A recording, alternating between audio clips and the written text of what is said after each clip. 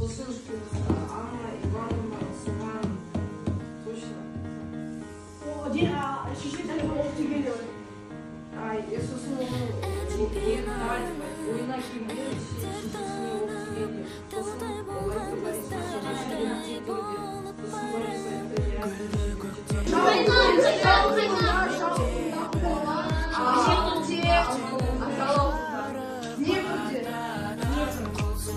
аспанға жаңа өмір бастауға жетеміз біз асқарға бартадан қолсыздық аспанға жаңа өмір бастауға жетеміз біз асқарға.